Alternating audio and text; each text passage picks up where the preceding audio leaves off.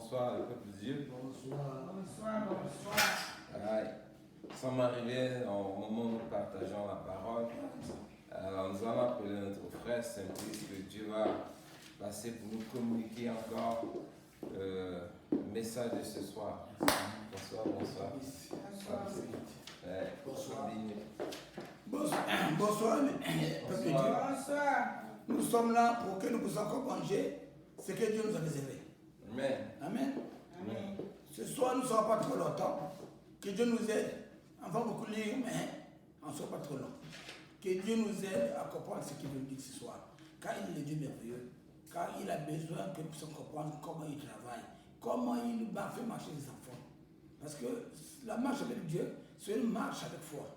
Ce n'est pas la foi. Parce qu'il y aura des situations que tu vas trouver devant toi. Si Dieu n'est pas là, tu ne peux rien. Amen. Donc ce soir, nous allons voir ce que Dieu avait fait dans la vie d'un serviteur de Dieu. Afin que cela nous serve de leçon. Amen. Amen. Que Dieu aide encore ce soir à parler à son peuple.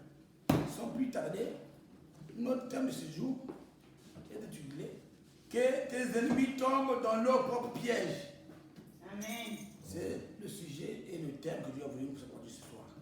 Que tes ennemis tombent dans leur propre piège. C'est la parole de ce soir que Dieu vous donne ce soir, nous donne lire. Et notre thème de base, c'est Esther 6, de 1 à 12. Ouais. Nous allons beaucoup lire là, mais ne sont pas trop longs. On va avoir que ça va aller vite. Parce que Dieu lui-même, il a bien voulu que nous puissions vraiment comprendre cette histoire. C'est vraiment important pour nous aussi. C'est écrit dans la Bible. Cette histoire est écrite dans la Bible parce que ça nous sert de leçon. Ça nous montre comment Dieu travaille. Amen. Amen. Donc, Esther 6, à partir de verset 11 et 1 à 12. Maman Flore, si tu n'as pas pu nous aider. Notre Dieu merveilleux. 6. Esther 6, 1 à 12.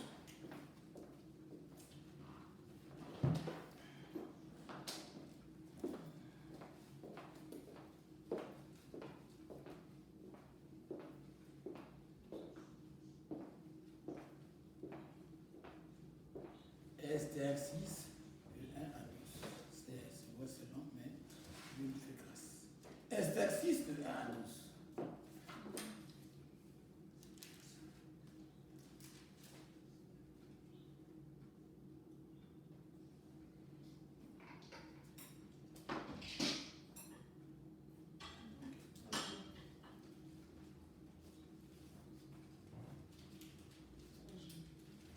Esther 6, de 1 à 12. Je suis dans la page ici. C'est après Jean.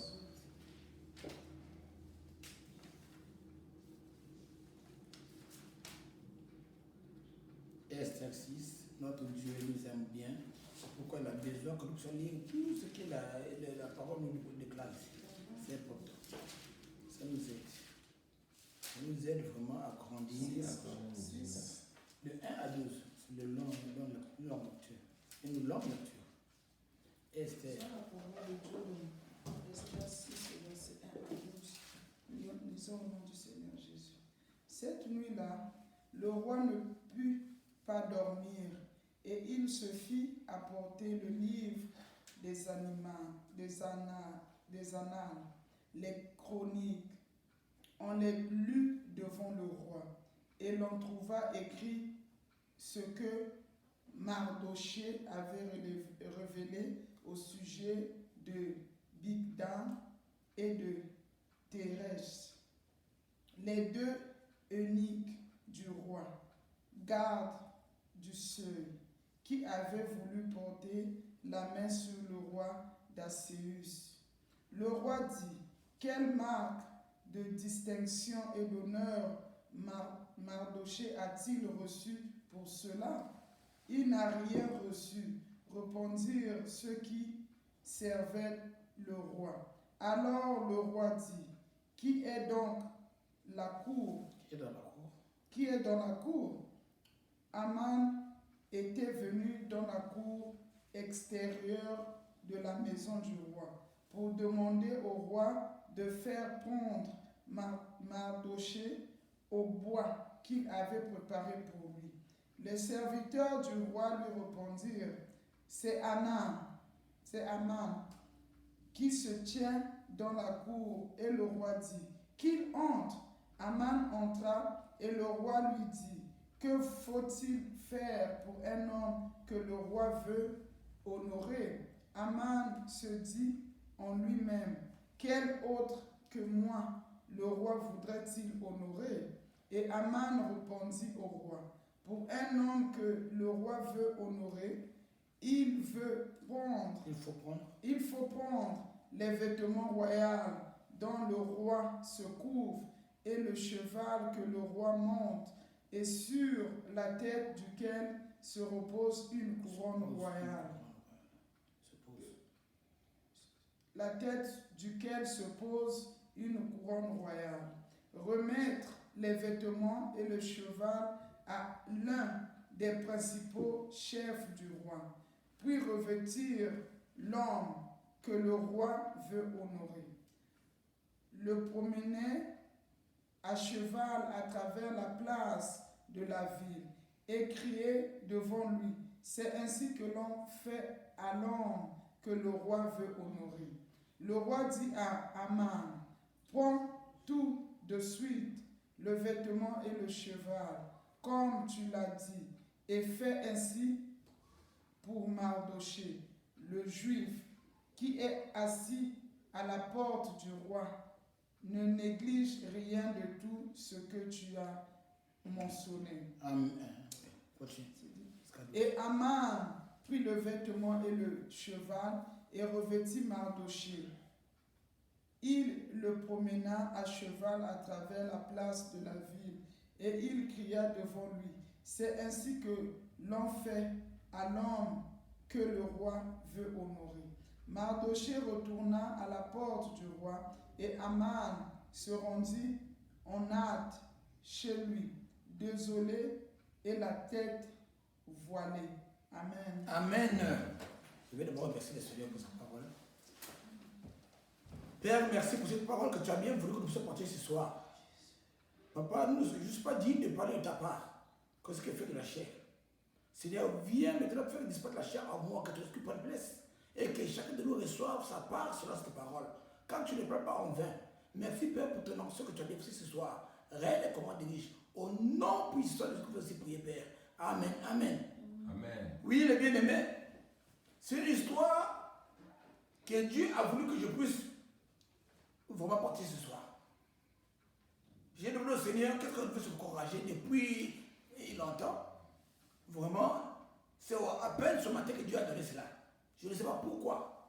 C'est pour qui et pourquoi qu'il a donné. Parce que Dieu donne quelque chose par raison. L'histoire que nous voyons à peine là, c'est du peuple juif.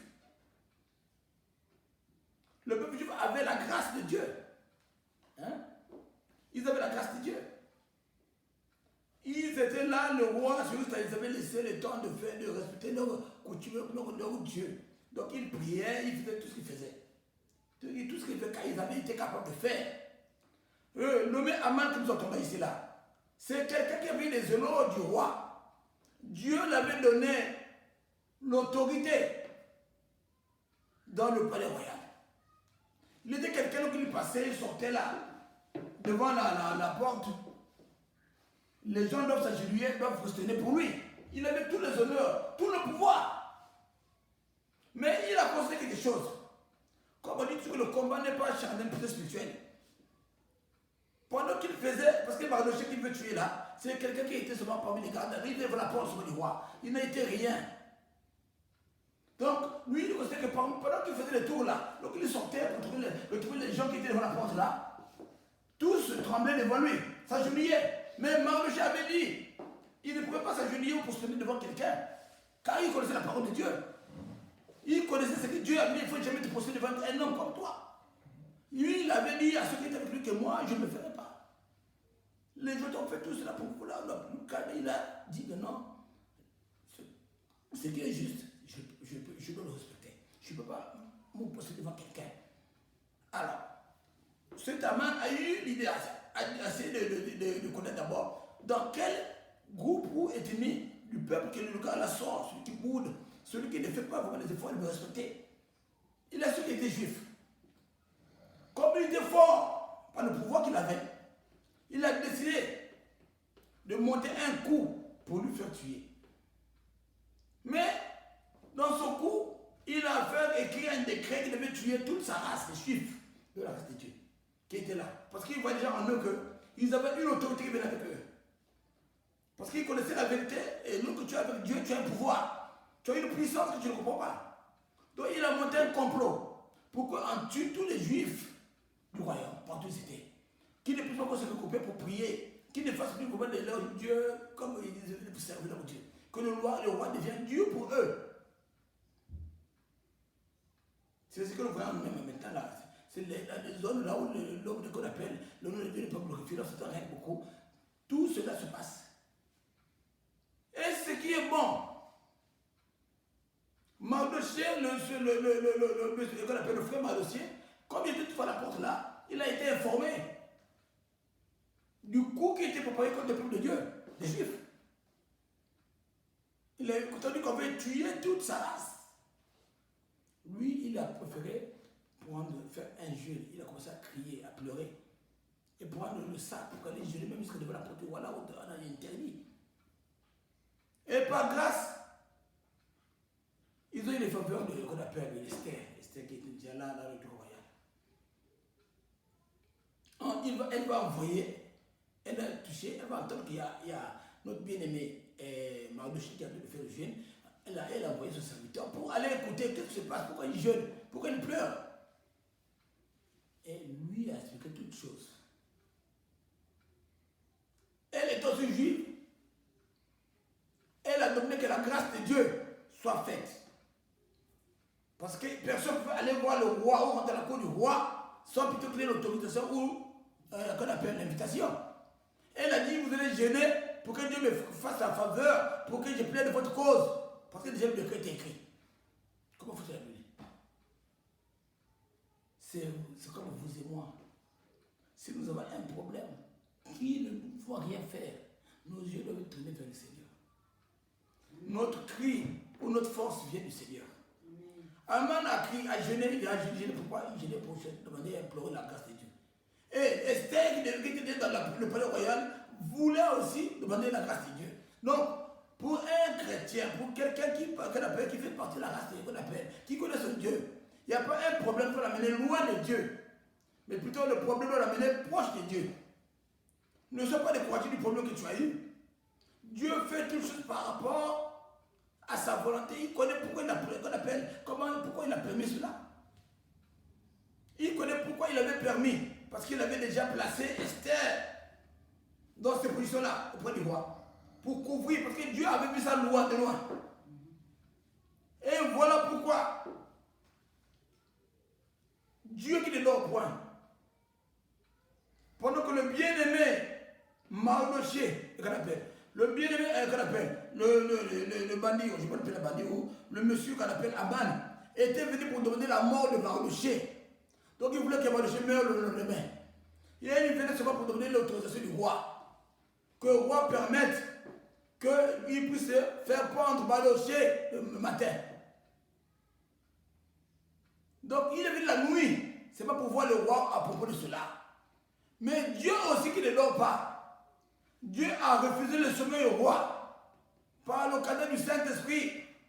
Le roi n'a pas eu de sommeil. C'est une chose qui a été faite d'une manière extraordinaire. Ce n'est pas tous les jours que Dieu avait, qu'on appelle, le roi a fait ce problème. La nuit là, Dieu a empêché le sommeil au roi. Et jusqu'à ce que le cœur a envoyé le roi, donc le Saint-Esprit a orienté le roi d'aller demander qu'on lui donne des livres de souvenirs, qu'on appelle les annales là. Les chroniques. Donc ce sont des livres, là où on avait écrit les gens qui ont fait des bonnes choses au roi, qui n'ont pas été vraiment bénéficiaires, qu'on n'avait pas remercié. Parmi les annales, il était écrit que Mardochée qui avait fait tuer là, c'est quelqu'un qui avait sauvé la vie du roi pendant 2 fois. Il y avait un coup d'état qui devait être fait. Pourquoi il tue le roi? Lui, il a attendu, il est parti de jouer. Il a informé le roi. On n'avait pas payé, on avait négligé. Il a eu 2 coups d'état qu'il avait fait ça. Donc il a eu des choses qu'il a eu à faire, mais les autres les étaient comme ça. Il était toujours mélangé avec le peuple, avec les gens qui gardaient là. Donc la nuit là, Dieu a permis que lui, qu'il puisse revoir les livres de souvenirs là qu'on avait écrits pour identifier Mardochée parmi les gens qui ont bien fait des bonnes choses et qui n'ont jamais été récompensés. Et le cœur du roi va être touché la nuit là même. C'est pourquoi on dit que faire des biens, c'est une bonne chose. Le roi va être touché la nuit là. Il a demandé à ses serviteurs qui étaient là. Il les a demandé. Qu'est-ce qu'il avait eu l'autre il avait sauvé la vie du roi? On l'a dit, on avait jamais donné quelque chose, on avait négligé même. Il dit, ah, c'est comme ça. Maintenant, il a demandé même. Il dit, qui est dans la cour, donc dans la cour, dans sa parcelle, à l'extérieur? Lui, il ne savait pas. Donc, c'est le fameux Aman qui venait pour demander quand tu Mardochée. Mais pendant qu'il vient, Dieu l'a confondu pour les bienfaits de Mardochée. Donc, il tombe comme ça devant le roi. Au lieu que c'est lui qui parle pour se présenter son coup, parce que dans sa maison, déjà, il avait préparé le roi qu'il devait faire prendre Mardochée le lendemain. Il avait tout fait le coup parce que sa femme l'avait dit il faut le tuer, ses amis il faut le tuer parce que les gens sont là. Si c'est un juif, il faut faire ceci. Donc, lui il était venu pour finir avec Mardochée. Mais il était surpris. Donc, il rentre, c'est le roi qui l'appelle. Qui lui demande mais mon frère, qu'est-ce qu'on peut faire pour celui qui a sauvé la vie du roi? Il était surpris. Le roi me dit oh, mais qui a sauvé la vie du roi? Il ne savait pas que c'était le Mardochée qu'il voulait tuer, que Dieu est parti ouvrir les yeux du roi. Lui-même commence à parler des bienfaits, ce qu'on va donner comme mérite à la personne qui a bien fait, qui a fait sauver la vie du roi. Il a dit tout ce qu'il veut dire. Et le roi l'a dit, bon, comme tu l'as dit, mais on va le faire maintenant pour Mardochée. Il était confondu par rapport à son coup qu'il devait faire. Celui qu'il veut tuer, Dieu a permis que lui-même, par rapport à sa bouche, il a dit des choses que le gars méritait. On a dit, il va faire tout ce que tu as eu à dire ici là à Mardochée. Amen. Amen. Donc c'est la même chose. Si toi tu marches avec le Seigneur, tu marches dans la nourriture, tu n'es pas là à côté, tu sais que ton Dieu est vivant, tu respectes, tu pries, tu marches, tu crois à ton Dieu. Tout ce que les gens vont élever contre toi, quand le but dit toujours tout, parce que son contenu est sans effet. Le Dieu ne les donne ni ne s'en donne à cause de toi, à cause de vous et moi. Tous ceux qui sont sur le côté du Seigneur, Dieu les protège et Dieu révèle des choses qui sont cachées. Amen. Et pourquoi Dieu a anticipé pour aller sauver la vie du serviteur auprès du roi. Et Mardochée a eu les honneurs. C'est pourquoi la femme nous dit bien que Aman qui était venu pour le faire rentrer, lui il était rentré chez lui avec un visage voilé. Il ne peut plus parler, il ne savait plus ce qu'il fait. Comment peut-il faire? Parce que chez lui à la maison, il avait dit à sa femme qu'aujourd'hui il va voir. Je vais aller prendre l'autorisation pour lui tuer une bonne fois. Je ne veux plus le voir. Amen.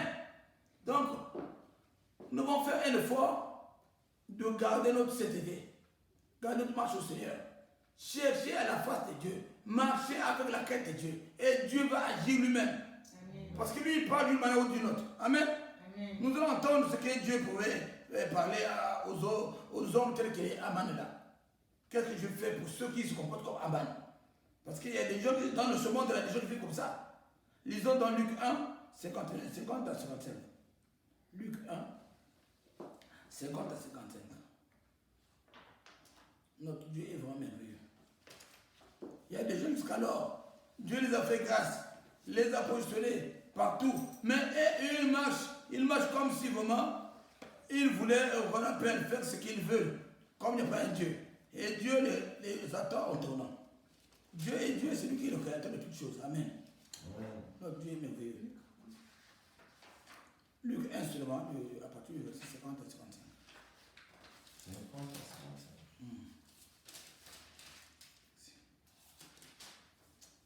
Lui est merveilleux.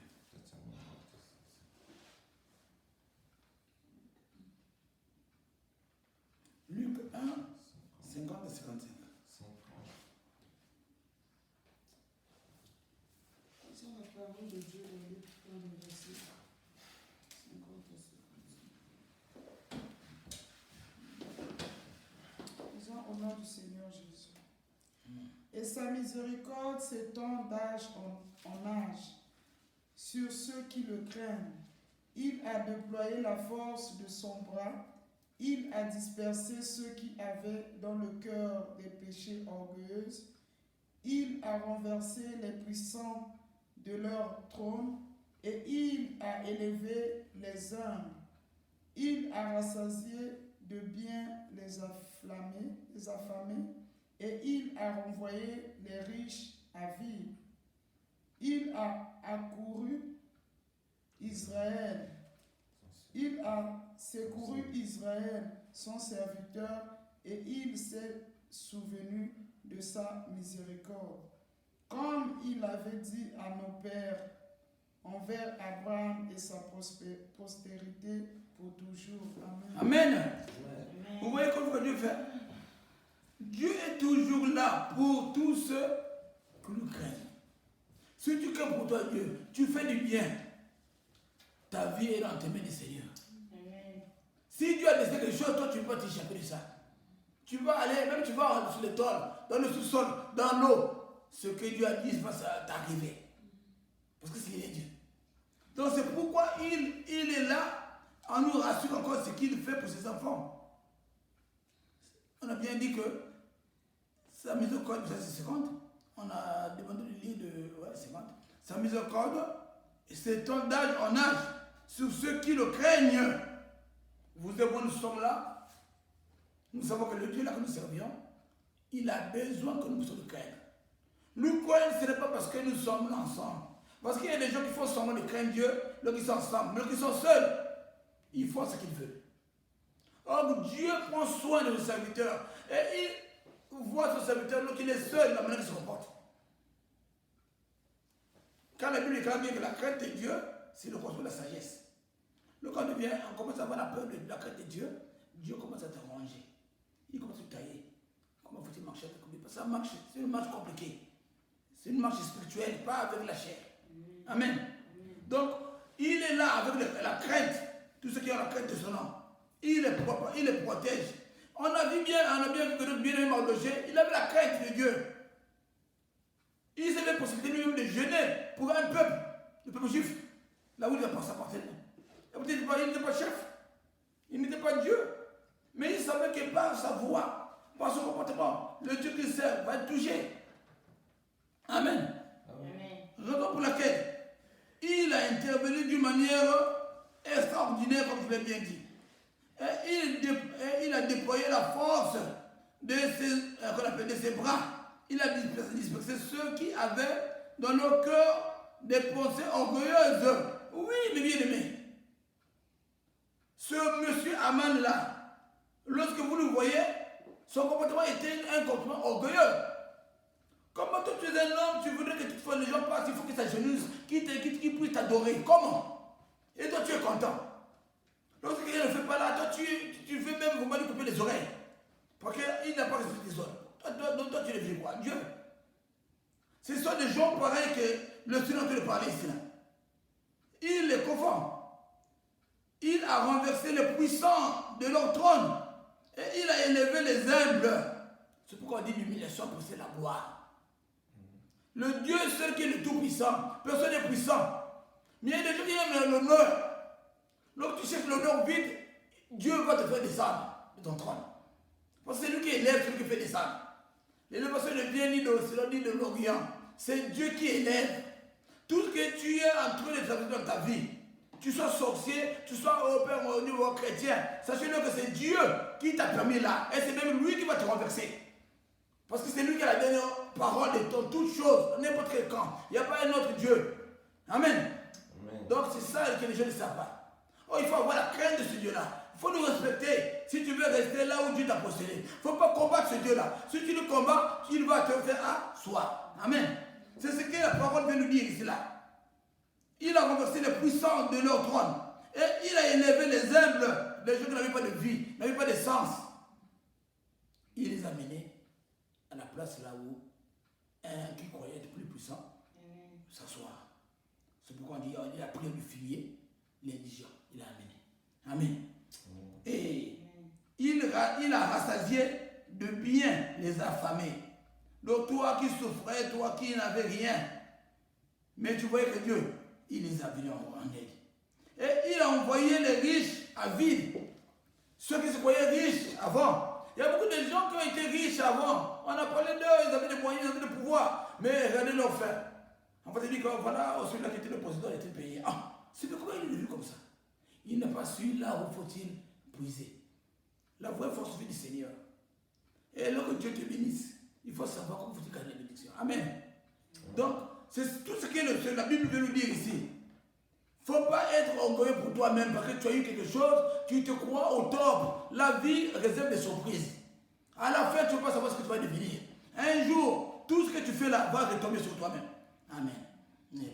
Il a resté des biens, et les affamés et les envoyés et renvoyé les riches à vide. Dans 53, il nous a dit bien, dans 53, ouais, 54, il a secouru Israël, son serviteur, et il s'est souvenu de sa miséricorde. Ah oui, c'est ce qu'il a fait pour Aman, pour Mardochée, en montrant le roi les souvenirs pour faire protéger la vie de son serviteur. Et 55, il dit très bien, comme il avait dit à nos pères, envers Abraham, et sa postérité pour toujours. Donc, tout ce que Dieu avait programmé depuis les temps jadis, les temps avant, Dieu garde son alliance. Il garde ses promesses. Tant que tu marcheras avec lui, tu resteras fidèle à ton Dieu. Il a ses yeux sur toi. Il va accomplir les bonnes choses qu'il a prévues pour toi. Il ne va pas t'abandonner, quel que soit le problème ou la situation que tu as. Amen. Amen. Donc, nous devons garder notre foi. Mon frère, ma soeur, ne voit pas les moments que tu peux vivre, qu'on a pu traverser. Si tu sais que tu es innocent, innocente, c'est un moment qui se passe dans ta vie. Dieu veut dire quelque chose dans ta vie. Amen. Parce que le Dieu là, il est juste. Il est juste et il aime les gens qui marchent dans dans sa crainte et qui sont dans l'humiliation. Ne te prends pas toi-même les grades. Ne te prends pas toi-même les postes. Ne te prends pas toi-même les valeurs. Mais c'est Dieu qui te rend valeureux. Parce que devant Dieu, tu as des valeurs. Celui qui craint le Seigneur, tu es très valeureux devant Dieu. C'est pour dire dans Ésaïe 33, il va sacrifier des peuples pour ta vie. Et tu as pu le savoir pour toi. Parce que tu lui crains. Amen. On va lire la voix des versets, ouais. On reprend encore à Esther toujours. On prend Esther 7. On va voir la fin de ce Aman. C'est lui qui a fait le coup pour Mardochée, comme il avait fini. Raison pour laquelle nous sommes repartis en Esther. On va voir comment Dieu l'avait confirmé lui-même. Comme lui ne voulait pas voir le plus vite. Pendant Esther 7, on prend 1 à 6, après tu sautes, tu prends 9 à 10. Esther 7, 1 à 6, tu sautes, tu prends 9 à 10. Lisons la parole de Dieu dans Esther 7, verset 1 à 6. Lisons au nom du Seigneur. Le roi et Aman allèrent au festin chez la reine Esther. Ce second jour, le roi dit encore à Esther, pendant qu'on buvait le vin, quelle est ta demande, reine Esther? Elle sera accordée. Que désires-tu? Quand ce serait la moitié du royaume, tu obtiendras. La reine Esther répondit, si j'ai trouvé grâce à tes yeux, ô roi, et si le roi le trouve bon, accorde-moi la vie, voilà ma demande, et sauve mon peuple, voilà mon désir, car nous sommes vendus, moi et mon peuple, pour être détruits, égorgés, anéantis. Encore si nous étions vendus pour devenir esclaves et servantes, je me tairais, mais l'ennemi ne saura compenser le dommage fait au roi.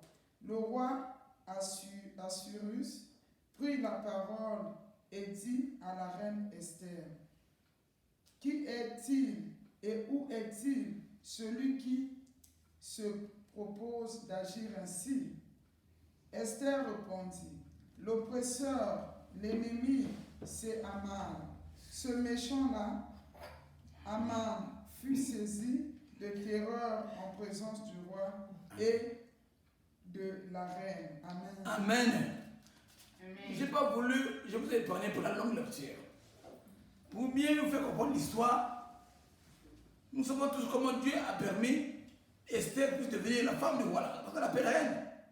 Elle était juive, donc du même race, même état que Mardochée. C'est même elle qui avait demandé à Mardochée de demander au peuple juif, lorsqu'il expliquait le problème, qu'il y avait un complot qui se passait pour tuer sa race, leur race. Elle avait demandé qu'il fasse un jeûne de 3 jours pour me permettre que j'aille puisse avoir la grâce d'aller rencontrer le roi, de plaider votre cause. C'est même elle qui a proposé au roi cette rencontre de festin-là.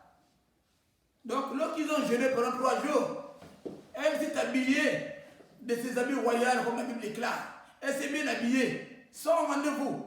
Elle est partie même pour aller rencontrer le roi. Dieu faisant, comme Dieu avait agréé qu'on appelle ça, leur prière, je dis que Dieu avait agréé. Parce que lorsqu'elle est partie dans la cour royale, le jour-là, le roi était assis et attentionné. Donc il était vraiment attentif au mouvement qui se passait dans la cour. Et il a vu Esther rentrer avec les beaux habits royaux. Pendant que Esther avait peur de l'invitation. Mais le roi est venu vite avec sa canne, je pourrais dire, pour lui montrer déjà qu'il a son acception. Il lui dit que non, bon, tu peux parler, je peux venir. Il a tout fait toucher à Esther. C'est là Esther est venue proposer au roi le rendez-vous, le festin, pour manger ensemble avec Eman. Aman d'abord, Aman qui avait le plan de tuer la juive, qu'on appelle la race juive. Donc, son peuple. Vous voyez comment Dieu fait les choses. Elle n'avait pas d'abord l'autorité pour aller comme ça là voir le roi, même si c'était reine, de lui dire quelque chose. Mais suite au jeu qu'ils ont eu à faire, ils ont imploré la grâce de Dieu. Et Dieu, par sa grâce, par sa miséricorde, il a permis cette rencontre, que la facilité de connexion entre le roi et Esther puisse se passer. Et le roi l'a entendu. Et elle a proposé son plan, autrement dit, sa doléance. Elle dit, le roi, moi je veux savoir comment avoir un festin avec Eman et pour le permettre. Le roi a dit, mais non, ça c'est un petit truc. Envoie les gens pour nous demander, on va manger ensemble quel jour. Elle a donné la date, elle a fixé. Qui était Aman? Aman qui venait les tuer, qui venait détruire son pays qu'on appelle le jeu de sa race, qui devait tuer Mardochée. Et maintenant là où nous sommes rendus, c'est le festin en question, pendant qu'il mangeait, il buvait, comme on dit, il prenait le vin. C'est là où le roi l'a demandé maintenant. Aman était assis, la reine était là, Esther. Le roi l'a demandé maintenant que tu fais-tu, que je te donne la moitié du royaume. Elle a dit non. Moi, je veux seulement que tu protèges ma vie et la vie de mon peuple. Et il a dit, oh, mais toi tu es là, tu es reine là, après ton peuple vit, c'est un problème. Elle a dit non. Elle a expliqué pourquoi elle a besoin de cela. Il avait appelé le méchant Aman qui était avec eux. Il y a quelqu'un là, le méchant Aman qui veut le détruire. Et c'est ce jour-là que Aman lui-même, avec ses mauvaises intentions, que Dieu l'a donné. Je ne sais pas, la soeur, est-ce que vous avez lu le 9 10 tout? Le fils, c'est le 9 10. Et vous allez voir ce soir dans le 9 10. Parce que le Seigneur est Seigneur. Lorsque tu te confies en Dieu, Dieu fait de toi aussi ce qu'il a prévu. Il ne laisse pas son héritage.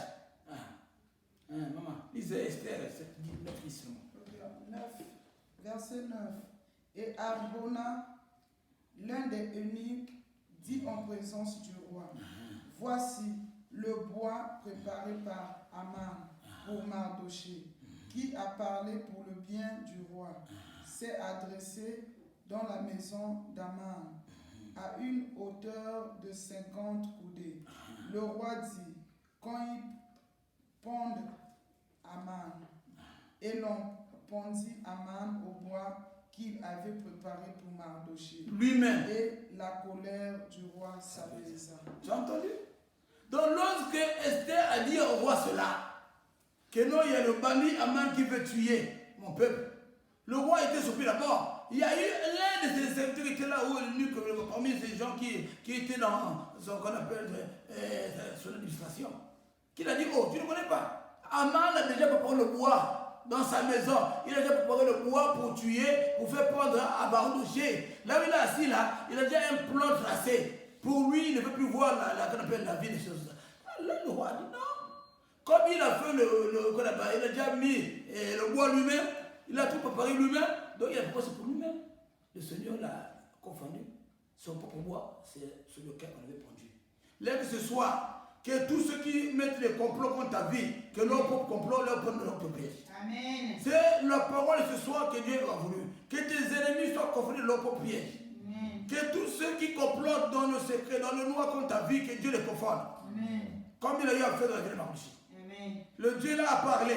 S'il a parlé parce qu'il a vu une faille, il y a quelqu'un, il y a quelqu'une, il y a de près ou de loin qui est en train de traverser un moment pareil.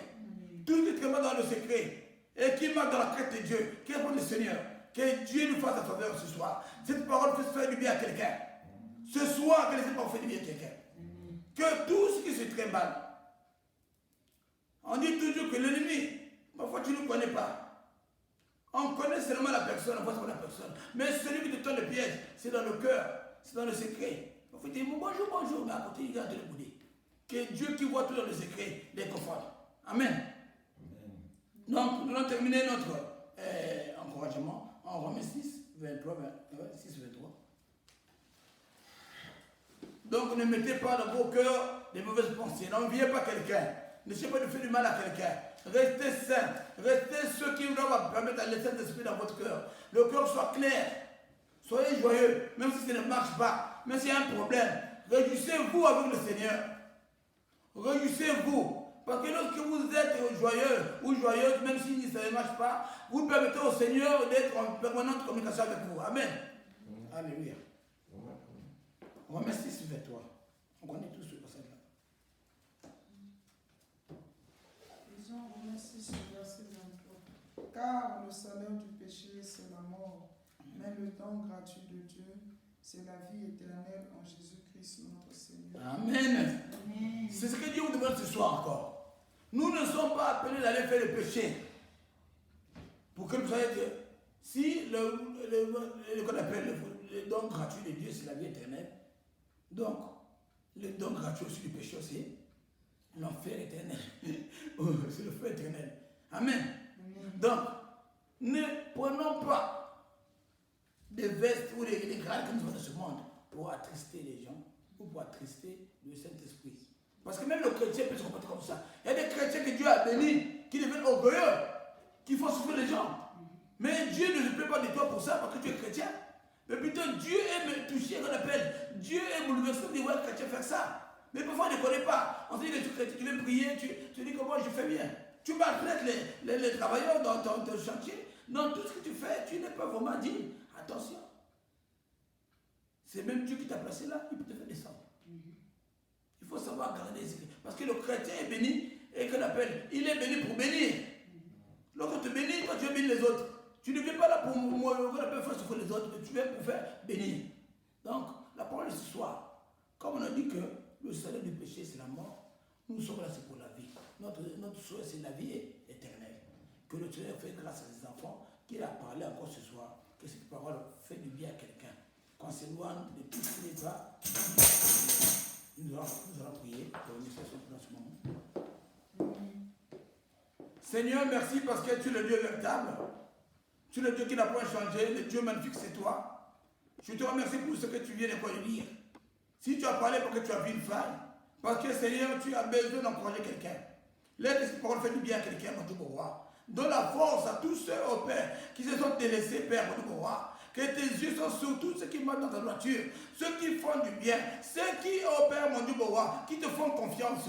Laisse ta grâce soit sur eux. Même là où ils n'ont pas de parents, même là où ils n'ont pas, oh Père, mon Dieu, mon roi, oh Père, des poteaux compagnie de ce monde, ils n'ont pas des avocats. Toi, tu sois leur avocat quand tu es l'avocat par excellence, Seigneur, mon Dieu. Va défendre leur cause, va montrer que tu es Dieu, oh Seigneur, mon Dieu. Toi, tu as montré dans la vie de Mardochée, mon Dieu, en ne faisant pas dormir le roi, avec une trouve faveur devant toi, Seigneur. Alors laisse que ce soir, va faire faveur, va encore qu'on a faveur à toi, chacun, quelqu'un qui a en train de traverser ce moment, mon Dieu, mon roi. Lève-toi encore, fais comme ta parole, règne comme on dirige, bénis encore tes enfants qui ont la grâce, oh Père, mon Dieu, mon roi, d'écouter ces mots, ces encouragements. prêchement. Je n'ai pas bien parlé car je suis un homme. C'est que le Seigneur les aide à comprendre la vérité de ces paroles. La manière que tu as au Père, mon Dieu, roi, le message que tu veux dire dans ces paroles, mon Dieu, roi, les soient au Père captés, qu'ils soient au Père, mon Dieu, roi, joyeux ou joyeuse, mon Dieu, roi, transformés par ton Esprit Saint. Règne comme on dirige. À toi, soit béni, Père. La gloire, l'honneur, la puissance, la sa majesté. Au nom puissant du Esprit de Père. Amen, amen, amen. Amen.